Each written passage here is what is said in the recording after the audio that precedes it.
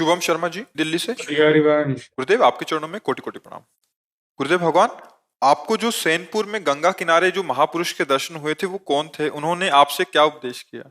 आपने एक बार सत्संग में बताया। हाँ, सत्संग में बताया। वो बड़ी दिव्य घटना थी। बड़ा किंचन जीवन वहां व्यतीत हो रहा था। पहले क्या था कि गंगा किनारे भ्रमण करते थे, तो जहाँ कहीं एकांत से आश्रम मिल जाता और शांत, तो वहाँ फिर 2 वर्ष 4 वर्ष ऐसे रुक भी जाते थे। तो वहाँ काफी समय तक रुके। वहाँ एक ही महात्मा थे, पंजीरी बाबा उनको कहते थे, क्योंकि पंजीरी प्रसाद देते थे। कभी कभी कोई श्यामावस्या पूर्णिमा गंगा स्नान करने कच्चे घाट थे तो वहाँ आ जाते थे, मगर वहाँ कोई नहीं आता था। और वहाँ भोजन व्यवस्था ये थी कि एक पुजारी जी आते थे, वो अरहर की दाल और 2 रोटी वो बनाकर भोग लगा के रख जाते थे। तो उनको दे दिए, तो हम 2 बजे दिन के ऐसे ले तो जैसे लिया, तो काफी समय हो गया था वहां रहते। और बारंडा एक पुराना था, उसमें लेटते थे जाके ऐसे जमीन पे। जे ही लेटे, थोड़ी देर में ही जड़ता भाव आ गया शरीर में। जड़ता मतलब मैं हिल नहीं सकता, पूरी चेतना, कोई मतलब सो नहीं रहे, पूरा दिन का समय है, एकदम ऐसे जड़ता लगा। शरीर को क्या हो रहा है? इतने में भारी सुगंध एकदम। अरे चूंकि एकांतिक विषय है इसका क्या, पर एक बार सत्संग में वर्णन कर चुके, इसलिए आपके प्रश्न पर उसका ऐसी अद्भुत सुगंध जो एक मतलब उन्माद पैदा कर रही, हिल नहीं सकते हम। ऐसे बारंडा था और ऐसे गंगा जी बिल्कुल मतलब 150 कदम दूर। तो मतलब लेटे लेटे आराम से गंगा जी को देख सकते हो। दृष्टि तो खुलाई थी, देखा कि गंगा जी की धारा से एक महापुरुष प्रकट हुए, श्वेत वस्त्र धारण किए हुए, ऊपर और नीचे भी श्वेत केशरी, बड़ी अद्भुत कांति। ये हम कोई स्वप्न नहीं देख रहे थे। और धीरे धीरे कदम उनके चले आ रहे हैं और वो कुछ बोल रहे हैं। नजदीक जब आए तो आभास है कि ये सुगंध जो हमें पहले आई थी वो इनके श्रीअंग से आई थी। एकदम अद्भुत सुगंध, अद्भुत कोमलता, एक दिव्यता। और वो आए, सर को उठाया, ऐसे गोद में रख लिया और बस ऐसे हाथ ऐसे यहाँ कर रहे थे, ऐसे ऐसे, और बोलते जा रहे थे। वो जीवन में उसी क्षण से स्वीकार किया, जो बस ऐसे 2 मिनट ऐसे, फिर उठे। ये कोई स्वप्न नहीं था। और फिर गए और गंगा जी की धारा में ऐसे लीन हो गए। बड़े व्यक्त अव्यक्त महापुरुष हैं। महापुरुष जन जब देखते हैं कि ये जीव लालायित है भगवत प्राप्ति के लिए, तो वो आकर कृपा कर देते हैं। उन्हीं की कृपा से भगवत प्राप्ति होती है। अपना साधन तो एक निमित्त मात्र है, कृपा से भगवत प्राप्ति होती है। ये जो बड़े बड़े व्यक्त अव्यक्त महापुरुष हुए, यही आते हैं और अपने स्पर्श से, संभाषण से, उपदेश से भगवत प्राप्त बना देते हैं। जैसे उड़िया बाबा की व्याकुलता बड़ी थी, तो नर नारायण भगवान आकर के उपदेश किए थे 2 श्लोक का, वही उनको ब्रह्मबोध संपन्न। तो ये जो बड़े महापुरुष हैं, जो भगवत प्राप्त महापुरुष है, वो हैं। जब सृष्टि में किसी को देखते हैं कि भगवत प्राप्ति की व्याकुलता है, तो फिर वो कृपा कर देते हैं आकर के। तो ये एक अव्यक्त घटना थी, भावावेश में कभी सत्संग में वर्णन कर दिए होंगे। तो ऐसा था शैनपुर में ऐसा। और कोई भी उपासक जब सच्चाई से चलेगा भगवत मार्ग में, तो बड़े बड़े महापुरुष कृपा करने लगते हैं। जैसे देवर्षि नारद और अंगिरा जी स्वयं आकर के पूज्य भाई जी से, हनुमान प्रसाद पोद्दार जी से पहले दिन ही सूचना हो गई थी कि कल आएंगे, पूरी व्यवस्था थी। आए देवर्षि नारद जी, अंगिरा जी, भाई जी से चर्चा हुई, फिर वो अंतर्ध्यान हो गए। तो ऐसे बड़े बड़े महापुरुष। अब जैसे इसी सभा में कोई महापुरुष आए, मिलना चाहे तो वो सिर्फ उसी को दिखाई देगा जिसे मिलना, क्योंकि पार्थिव दृष्टि है। नेत्र 3 होते हैं, एक होते चर्म चक्षु, एक होते ज्ञान चक्षु, एक होते प्रेम चक्षु। ज्ञान चक्षु प्रकट होते हैं बुद्धि में, प्रेम चक्षु प्रकट होते हैं हृदय में।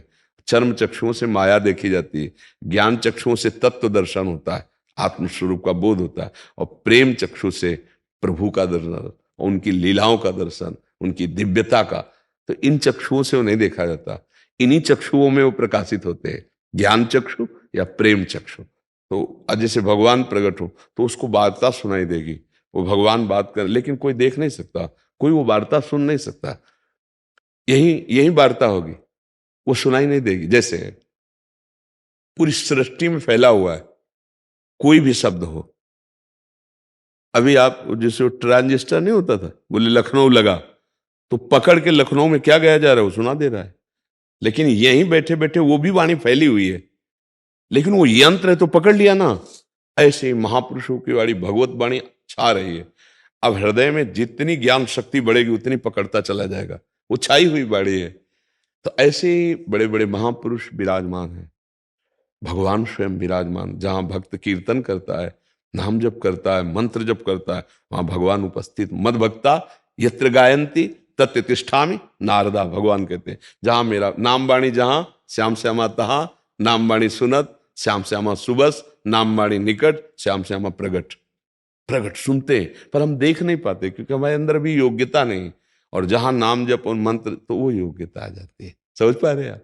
हाँ, बड़े महापुरुषों की कृपा से ही भगवत प्राप्ति होती है, वो योग्यता आती है।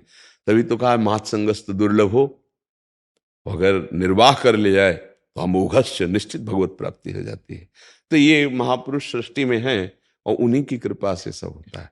नहीं तो जैसे जंगहा लोहा कभी आभूषण मुकुट नहीं बन सकता, पर पारसमणि के स्पर्श से सोना बनकर वो मुकुट बनकर के श्री विग्रहों पर विराजमान हो जाएगा। ऐसे ही देहधारी कोई चिदानंद तत्व का साक्षात, तो वो जो चिदानंद तत्व का साक्षात्कार के महापुरुष है, जब देखते कि बहुत तड़प रहा है तो उसको योग्यता प्रदान कर देते। भगवान के पहले भगवत प्राप्त महापुरुषों का साक्षात्कार होता है, तब भगवान का साक्षात किसी को भी।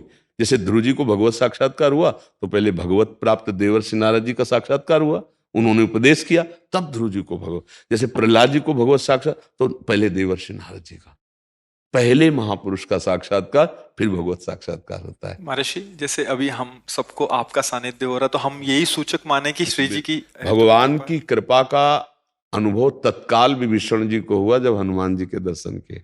अब में भा भरोस हनुमंता, बिनु हरि कृपा मिले नहीं।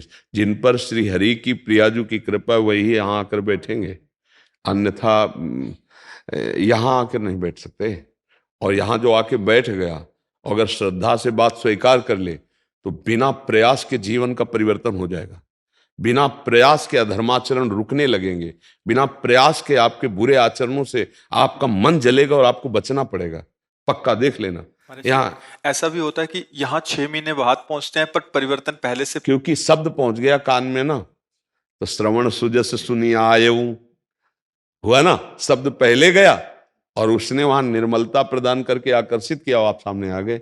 श्रवण सुजस सुनी आयऊ, कान से आप महिमा सुनी और आयऊ तब आ गया। ये भी भगवान की कृपा से होता है।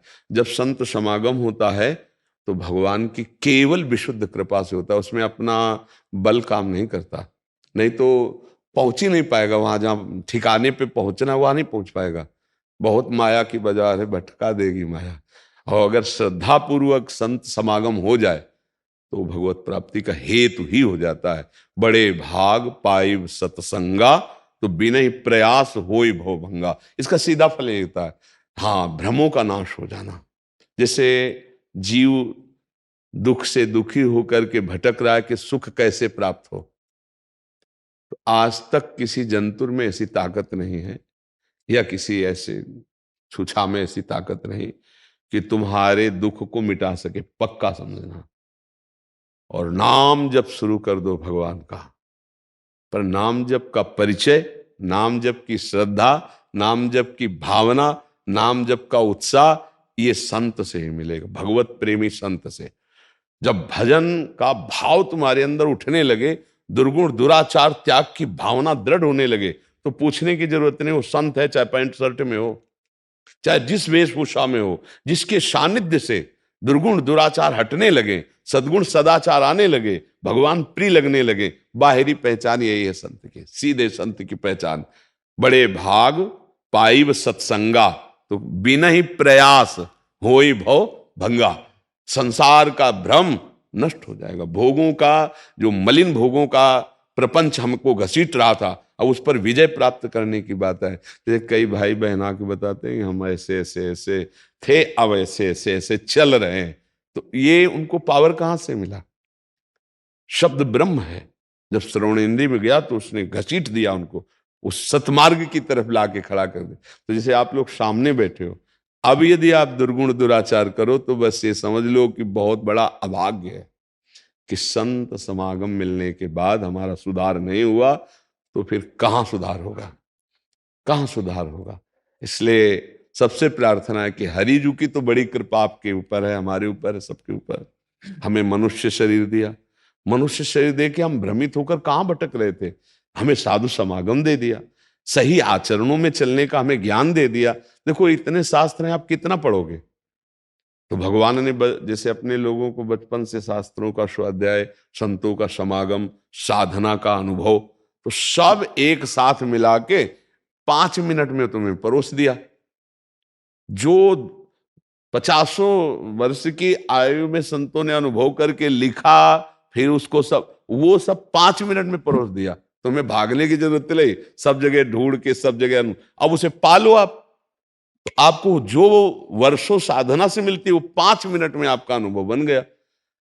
अब जैसे तुम यहां की बात सुन लो और मनन कर लो, तो आप जाओ, अब आपके कान इतने गहरे हो गए कि आपको सब बातें हल्की लगने लगेंगी। जहां सुनोगे ना तो आपकी कटिंग शुरू हो जाएगी, नहीं नहीं नहीं नहीं।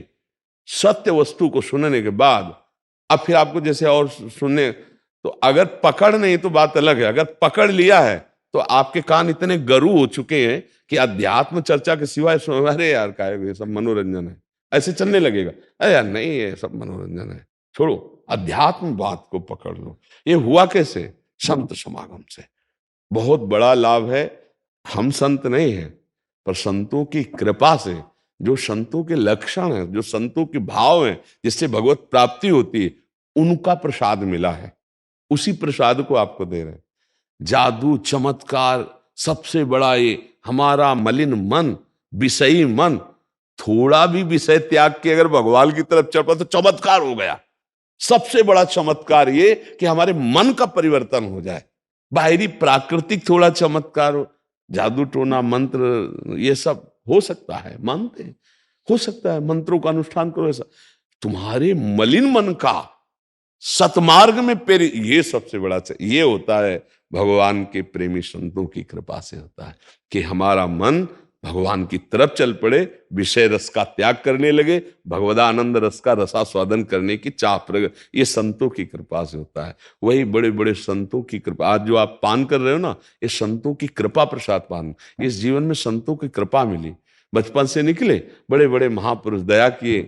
एक बार परमहंस जी थे, उन्होंने कहा बहुत मुझे प्रसन्नता हो रही, तुम इस छोटी अवस्था में वैराग्य मार्ग में, हाँ ये सावधानियां रखना और बहुत कृपा है तुम्हारे ऊपर। और वो जैसे प्रसन्न हो रहे हैं, तो उनका आशीष हमारा कवच बन रहा है, हमको सुरक्षित कर रहा है, हमको आगे बढ़ा रहा है। ये महापुरुषों की कृपा से अपने नहीं चल सकते थे, उनकी कृपा से चल रहे हैं। ऐसे ही आप भी मानो ट्रेन के डिब्बे में बैठ गए तो इंजन 25 डिब्बों को घसीट के वही पहुंचा देगा स्टेशन में। डिब्बे में ताकत नहीं, पर डिब्बे 50 सैकड़ों को भर करके वही पहुंचा देंगे जहां इंजन जा रहा है। तो आचार्य गुरु ये इंजन है, उनके आश्रित हो गए, हम सब वहीं पहुंच जाएंगे। हमारी साधना नहीं, हम दौड़ के नहीं पहुंच रहे, हम तो ट्रेन के डिब्बे में बैठे हैं, आगे इंजन खींचता चला जा रहा है, हम पीछे बैठे चले जा रहे हैं, आनंद से हर स्टेशन का आनंद लेते हुए जा रहे हैं। बहुत विश्वास करो, यदि हम शरण में होकर नाम जप करते हुए, धर्माचरण करते हुए जीवन व्यतीत करें तो और कुछ करने की जरूरत नहीं, भगवत प्राप्ति इसी से हो जाएगी। नाम जब चल रहा है, धर्माचरण हो रहा है, चरित्र पवित्र है, भगवत प्राप्ति। चाहे गृहस्थ हो चाहे चरित्र दूषित है तो चाहे आप जो भेष रख लो, फिर वो बात नहीं बनेगी। देखो सबसे बड़ी खास बात है चरित्र। हाँ, इस समय हमारा घाटा सबसे ज्यादा चल रहा है, चरित्र दूषित हो रहे हैं, नहीं हो रहे। हाँ, ये बद दुखद बात है कि हम चरित्रहीन होते चले जा रहे हैं, हमारा चरित्र लुटता चला जा रहा है। हम समझते हैं कि जैसे भारत, तो वो हमारे आदर्श नहीं है, हम उनके आदर्श हैं। भारत आदर्श रहा है हर देश का। ऋषि मुनि ब्रह्म ऋषि सब जा करके विदेश आदि में अपने भगवान नाम का यश कीर्तन है नहीं। और अगर कोई विशेष बौद्धिक स्तर का है तो हमारे देश के तो महात्मा बुद्ध जी हमारे ही देश के तो है ना। जितने भी बड़े बड़े महापुरुष बाहर गए और जो धर्म का, मोक्ष धर्म का, भगवत धर्म का, वो सब भारत से ही तो है ना। तो हम दूसरे का अनुकरण करके अपने आचरणों को हीन कर ले, चरित्रहीन कर ले, तो हमारी मूर्खता होगी। दूसरे हमसे चरित्रवान बन रहे हैं और हम दूसरों का अनुकरण करके हम चरित्रहीन हो रहे हैं, तो हम गलत हो रहे हैं। हमारे को अपने देश और अपने धर्म और अपनी महिमा को समझना चाहिए। भगवान नाम जप करना और संत समागम मिल जाना, मानो भगवान ने न्योता भेज दिया कि आ जाओ। जैसे हनुमान जी गए तो विभीषण जी आ गए राम जी के पास, राम जी ने तिलक कर दिया। यही परम पद देने वाले प्रभु हैं जो ये हमको दुर्लभ। कहाँ बैठे हो? वृंदावन की पावन भूमि में। क्या सुन रहे हो? बोले भगवत चर्चा। किसके सानिध्य से? बोले संतों के सानिध्य। हाँ, ये दुर्लभ कृपा प्राप्त हुई है। सुत दारा धन लक्ष्मी पापी के घर होए, संत समागम हरि कथा तुलसी दुर्लभ होए।